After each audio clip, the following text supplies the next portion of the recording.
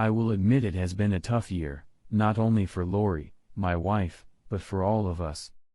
For 16 years, I worked for Vans, Screw, and Nut.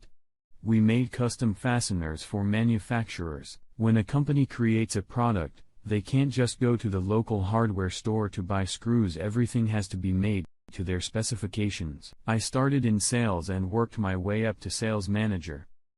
It was a great job and paid very well. If I met all 4 of my quarterly quotas, which I always did, my year-end bonus would go over $100,000. Of course, with so many manufacturers going overseas, we had to fight to maintain our market share, but I built a good, hard-working sales team and we always managed to do better than last year. A little over a year ago, all the big shots in the company, including myself, were called into an unscheduled meeting. We were all very shocked to learn that the owner of the company was retiring and was in secret negotiations with a California conglomerate to buy the company. We were sold.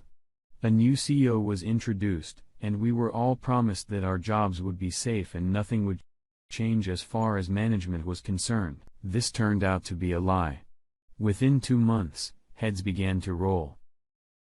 I saw the handwriting on the wall and started looking for a new job. But my time came before I found anything. After patting me on the back, and holding a 10 grand severance package in my hand, they walked me right out the door. At first, Lori and I didn't worry too much, but as the months passed, I began to realize how the economy had changed over the years. I had my warm job. Not only had most of the manufacturing gone overseas, but a number of the domestic firms that remained were buying their fasteners from overseas. I wondered how we stayed so strong, but that was no longer my concern. I needed to find a job. At this time, Lance, our 17-year-old son, was graduating from high school. I had mixed emotions when he announced he was going into the army right after graduation. With all that was going on in the Middle East, I feared for his safety. And of course, we would both miss him terribly. On the other hand, I was glad we didn't have to pay for college because frankly, we just didn't have the money. About 5 months after I was downsized, it became clear that finding another job for $100,000 wasn't going to be easy. So I started setting my goals a little lower. To fill what I was sure was a temporary financial gap, Lori started looking for something too. In fact, she found a job before I did. She was hired as a low-level secretary for a software company.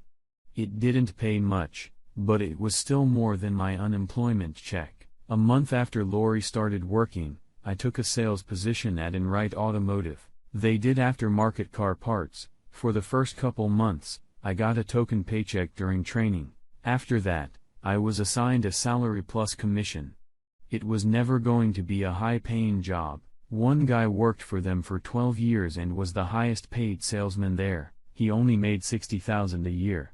You can imagine the strain that puts on our budget. We were used to all the financial trappings of a wealthy family. We lived in a nice house with a solid mortgage and had 2 Cadillac, only one of which was paid off. This one was mine. It was a 5-year-old CTS. Lori drove the same model, but we had only bought it a few months before I was laid off. We also had several credit cards, most of which were already maxed out. Lori and I missed our evenings on the town too. That was another advantage. After all, if you can't enjoy life, what's the point of having money? We went out all the time. Dinner with friends, sometimes dancing, sometimes a show, a play, or maybe a concert. It wasn't like a regular date at all. We just kicked up our heels when we felt like it. It usually happened 2 or 3 times a month and sometimes more often. Unfortunately, it was one of the first things to suffer when we had to start to scale down. It seemed to be harder on Lori than it was on me. Growing up, her family had more money than I did. I didn't start having fun and enjoying myself until I started college, but my wife partied with her dad and mom all the time. It was almost second nature to her. We hadn't left the house in many months. And Lori started complaining. From her perspective, the bills could wait.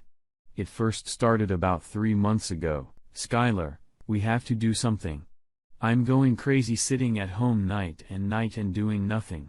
I wanna go out like I used to. I want to have some fun.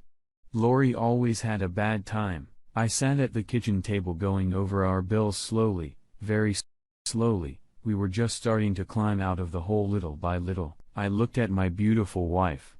"Sure. No problem," I replied sarcastically. "Just tell me which of these bills not to pay." She just stared at me. For a moment, I thought she was going to scream, but whatever she was thinking, she kept to herself. As soon as I said what I said, I felt sick to my stomach. It wasn't actually such a terrible request. "I'm sorry, honey, I apologize. I promise it won't always be like this. I won't stop looking for a better job, but for now, we just need to chill out a little." "Cool off?" she growled. "Skylar, we've been cooling it for almost a year now. I feel like a caged animal. I need to get out and have some fun." "I know, honey, I know," I said, trying to calm her down. "Look. We have a lot of catching up to do. 5 months ago, we missed a house payment and our second car payment. We came this close," I said, holding my thumb and index finger about an inch apart, "to getting your car back. We'll be fine with this month's commission check except for one car payment. If we can get the grocery bill down, we'll be all set in 2 months." I saw Lori's lips pressed together. She wasn't a happy camper, and I really couldn't blame her. And then I had what I thought was a great idea. "Tell you what, why don't you and I go to the Lincoln Park Zoo this weekend? It's free, and we haven't been there since Lance was little." "Skylar, I don't want to commune with nature, I want to commune with nightlife," she grinned. "I want to eat, drink, and dance until my legs fall off."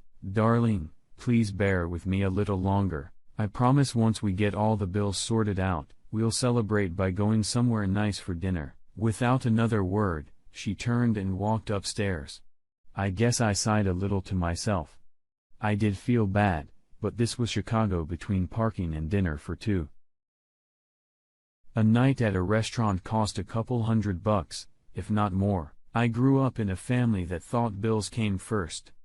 There was no way I could justify spending that kind of money when we were still falling behind and barely paying the minimum payment on our credit cards each month. It took me another 10 minutes to finish. I was going to watch the news but realized Lori was still upstairs, so I decided to check on her first. When I walked into our bedroom, she was sitting on the edge of the bed crying. I really felt like a jerk. I sat down next to her, wrapped my arms around her, and pulled her tight against me. "I'm sorry, baby. I'm doing the best I can," I said, resting my cheek against the top of her head. "I know." She sniffled. "It's been such a hard year. And now that Lance is gone, we could go somewhere for the weekend. We should be taking a little mini vacation, but instead, we're stuck here. It's almost like being in prison. I thought debtor's prison was abolished." She grinned. Too bad she was looking down when she said that. If she had been paying attention, I'm sure she would have seen the anger on my face. Our house wasn't a prison. Hell, I didn't even want to buy it. I thought it was too big and too expensive, but once she saw it, she just had to have it. Now I'm fighting hard to keep it, and she calls it a fucking prison. I had a choice. I could either open my mouth and tell her what I thought of her analogy, or I could walk away. I chose the latter. Over the next 2 months, the relationship between Lori and I got even worse. Conversation seemed to get shorter and less meaningful. We spent less and less time in the same room with each other. Lovemaking became less and less frequent, and Lori's participation dwindled. Her cries of passion turned into sobs, and the magic was disappearing from the bedroom. She made no secret of her displeasure that I hadn't asked her out, but I couldn't help it. Yes, we both needed a release. I agreed with her, but not until we had at least paid our bills. I promised her a night on the town in the near future, but that didn't seem to appease her. It all came to a head on Friday after work. I came home in an exceptionally good mood. I had just gotten a good contract, and with the commission I would receive at the end of the month, I would finally be able to spend some quality time with my beautiful wife. Unfortunately, I didn't get a chance to tell her about it. When I walked in, she was coming down the stairs, dressed as if for a parade. "Wow," I said as I watched her come down. "What's the occasion?" I'm seeing some of the girls from work, don't worry. She said with sarcasm in her voice, they pay for everything. From the beginning, something seemed untrue to me. I immediately got a bad feeling. As far as I knew, Lori had never cheated on me, but you don't put on the sexiest dress in your closet to go out with girls. Besides, my wife was a proud woman. I couldn't imagine her going out and letting her friends pay for everything. It would be like charity, only if she was out with a guy, did she let someone pay for the whole night? I felt the hair stand up on the back of my neck. Yeah. So who are these girls? What are their names? She didn't even seem bothered by my question. Just some girls from the office. You don't know any of them. You didn't answer my question, Lori. I may have been born at night, but I wasn't born last night. You don't dress up to go out with your girlfriends. Who are you going out with? Are you on a date with a man? Oh, don't be silly. She said nonchalantly. I told you I date girls. If you don't believe me, there's nothing I can do about it. You're just paranoid because you have a guilty conscience. At that moment, I heard a car horn. I looked outside and saw a cab in our driveway. You're taking a cab? Yes, but I'm going to have fun tonight. God knows we can't afford a DUI, so I thought it would be wise. I suppose the girls pay for it too. I asked angrily. To tell you the truth, yes. They do. She leaned over and gave me a quick peck on the cheek. I have some leftovers in the fridge from last night. You can heat them up in the microwave. I might be late, so don't worry about waiting. And with those parting words, she walked out the door. I looked to see if anyone else was in the car, but from what I could see as she slid into the back seat, she was alone. I went into denial for a while. Sure, I knew Lori was angry, but I just couldn't believe that my wife was actually seeing another man. Heck, we had a son together. A life together. She wouldn't cheat on me. I told myself, there was just no way. I took the leftovers out of the fridge and stuck them in the microwave, but as my food was warming up, so was I. I wanted so badly to believe she was just having a good time with her friends from work, but come on. I went to the computer and found the number for the cab service. When the dispatcher answered the phone, I told him I needed the address of the cab that had just left my house and then gave him my address. I wasn't sure what privacy issues they would have, but the guy on the other end of the line had no problem giving me the information. Plato's house, 3560 Elmhurst Road. I knew the place. In fact, Lori and I had gone there a couple times. It was a romantic restaurant with an attached bar that had a lot of dimly lit corners, not the kind of place a woman goes to have fun with her friends, more like where a guy takes a woman to seduce her. By the time the bell rang to signify that my dinner was ready, a knot the size of a softball had formed in my stomach. I thought husbands and wives were supposed to stick together when things got bad, not betray each other. Heck, I thought. Maybe I'll go to Plato's for dinner myself. The place had two entrances, one for the living room, and one for the restaurant. If I entered through the living room, I wouldn't have to deal with the hostess. I wasn't interested in drinks, so I walked past the bar straight into the restaurant. A quick survey of the place showed my wife sitting at a table with another man. She was sitting with her back to me, but there was no doubt that it was her.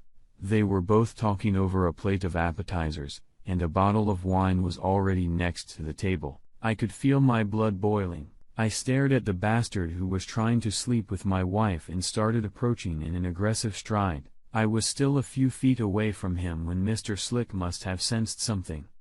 He stopped half-heartedly and looked up. Our eyes met, and he suddenly became nervous. I was only a couple feet away when Lori looked over her shoulder to see what her lover was looking at. "Skylar," she shouted. "What are you doing here?" "I came to meet your girlfriends," I said, venomously. "Who is this asshole?" "Hi," he said, starting to get up. "Come on. Give me a reason," I threatened. "You know damn well she's married. I guess that doesn't mean anything to you. Does it? Tell me, do you leave a trail of slime behind you when you crawl?" He looked like he didn't know what to do.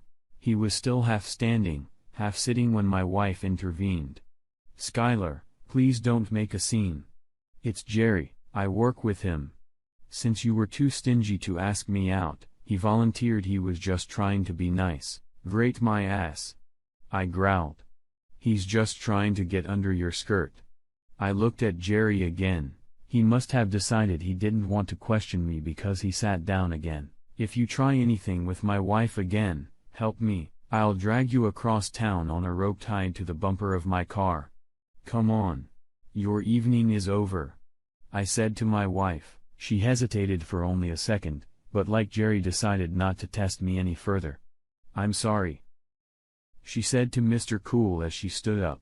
I think all eyes in the place were fixed on us as I took her hand and led her out the front door. In the car neither of us uttered a word. Once we entered the house, however, everything was different. "What the hell was all that about, Lori? You tell me. Did you suddenly decide I wasn't worthy of being your husband anymore?" "No. Of course not. I just wanted to get out of the house and have a little fun for a change." "Who's that, Jerry? How long have you guys been dating?" I asked, getting angrier and angrier by the minute. "He's just someone I work with, and we haven't met. We've had lunch together a couple times, that's about it." I mentioned that we weren't dating anymore like we used to and I missed it. He offered to take me out to dinner and dancing, and I accepted. "Well, shoot me," she stated mockingly. "I don't believe it," I said, almost shocked. "I thought our marriage was stronger than this. We're going through hard times, and you're ready to leave me." "Who said anything about bail? I work every day now too. I deserve to enjoy myself once in a while. If you won't take me with you, why should I say no to someone who will?" "Because you're my wife, damn it," I said, raising my voice. "That's why. We're supposed to be a goddamn team." She didn't say anything back to that, but I could tell by the look on her face that she was mocking my words. Is this what I have to look forward to? Being married to someone I can't trust? Do I really have to worry about who you're with or what you're doing when you disappear from my sight? Tell me. What were your plans for the end of the night? Were you going to sleep with him? "Of course not," she replied sharply. I looked at the woman I'd been married to for almost 20 years. And for the first time, I didn't trust her. Not one bit. "I don't believe you," I said. "You lied to me when you told me you were seeing your girlfriends, and it didn't even bother you much that I didn't believe you then. Why should I believe you now?" I admit it's been a tough year, but a wife should stand by her husband. Remember what we said to each other at the altar, richer or poorer in sickness or in health. At that moment, my thoughts were as clear as a bell. "Our marriage is over," I declared. This time, her mockery was verbal. "Don't be silly," she said dismissively. "We're broke. Don't forget, you can't afford a lawyer. How are you going to get a divorce? Heck, you can't even afford to move out." I wish I could come back with an intelligent answer, but truth be told I was too stunned. I guess some people just don't know how to cope. She obviously stopped loving me. And stopped respecting me. 19 years later, my marriage fell apart just as quickly. I probably would have broken down and cried, but I was mad as hell. Without another word, I went upstairs and started packing my suitcase. Lori waited a good 10 minutes before coming over to see what I was doing. "What's this?" she asked sharply. "Oh, I realize you can't take me out to dinner, but you can afford to stay the night in a motel. Great," she shouted, turned around, and walked out. Enright Automotive contracted to have most of their inventory made overseas, but we made some of the goods ourselves. We had a small factory adjacent to the offices. It had a large shower room so the workers could clean up before going home, and there was a couch in the reception area of the office building. A shower and a place to sleep was all I needed for the moment. When I walked down to the lower landing with my suitcase, Lori was in the kitchen. She called out when she heard the door open, but I never stopped to hear what she had to say. I threw my clothes into my car and drove off. I hadn't gone a mile down the street when my cell phone rang. Sitting in the car with my seatbelt on, I couldn't reach it even if I wanted to, so I switched it to voicemail. It only took me a few seconds to get interested in what she had to say. Once I got to the office, I pulled my phone out of my pocket. I pondered all the way there. I thought I'd hear a crying Lori apologizing and begging me to come back, but instead, "Skylar, you're acting like a child. I told you I wasn't gonna sleep with Jerry, and I meant it. Now get your ass home," is not exactly what I expected. I'd left everything in the car except for a few essentials. No point in letting everyone at work know what was going on. It was still early. I went to the break room and watched a little TV to try and take my mind off my problems, but it didn't work. I couldn't help but wonder what would have happened if I hadn't gone to the restaurant. Would she really have gone home after doing a little dancing? I guess I'll never know for sure, but I had my doubts. Even if she did, that slug, Jerry, didn't look like someone who would give up so easily. I'm sure that somewhere in the future, he would have betted her. Eventually, I gave up trying to watch anything and set my alarm early enough to shower and get dressed in the morning before the factory guys started arriving at 7. Trying to get some sleep, I pondered what I was going to do. Lori was right. I didn't have money for a lawyer or even an apartment. I'd have to figure something out. Lori showed contempt for our marriage and for me personally. There's no way I'm crawling home with my tail between my legs. I was actually a little surprised when the alarm clock woke me up the next morning. I couldn't believe I had slept so well on that couch. The damn thing was a torture device. I showered and got dressed before heading over to Denny's for a leisurely breakfast. I'd kill some time there until it was time to go to work. I was sipping my 4th cup of coffee when the solution to my problem hit me like a flash. Of course, it was so simple.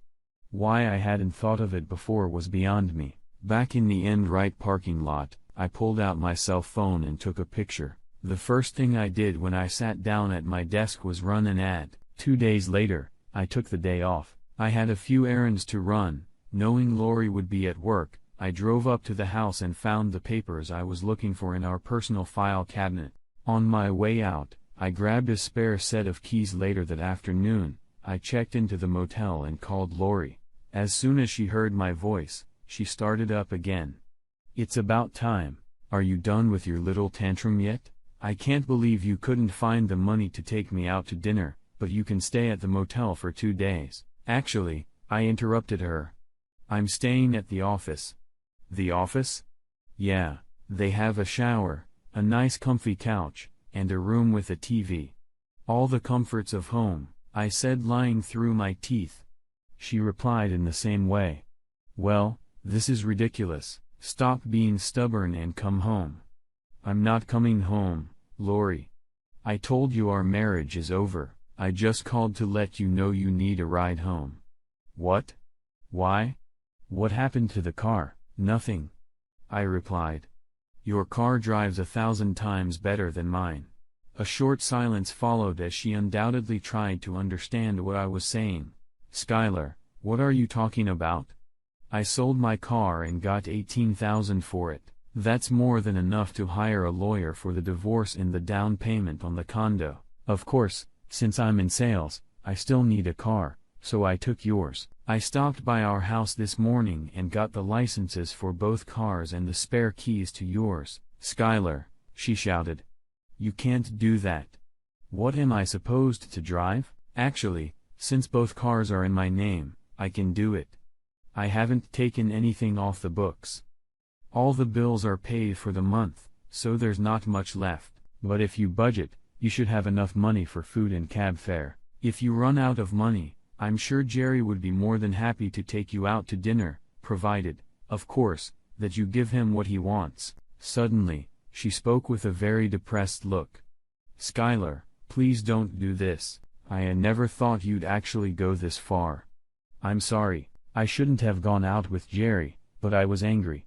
Honestly, nothing's gonna happen. Lori, you lied to me, went on a date with another man behind my back and then treated me with contempt and showed absolutely no remorse when I caught you. Face it, Lori. You don't love or respect me. You made it clear as day with the way you talked to me last night. Skylar, I'm sorry. I'm sorry too, Lori." We had a good run when life was easy, but when things got hard, we let each other down." He was surprised to hear sobbing on the other end of the wire. "But it didn't matter anymore," he continued. "The house is in our names. It's our only worthy asset, so it needs to be sold as soon as possible." He heard her aghast. "Sell the house? Skylar, do we have to do that?" "Lori, we're up to date on the mortgage now, but I'm no longer paying for the house and you won't be able to pay the installments every month." "Yes. It has to be sold immediately. I figure we could each walk away with 50 or 60,000. You can buy yourself a decent used car and get an apartment." "Skylar, I don't want a divorce.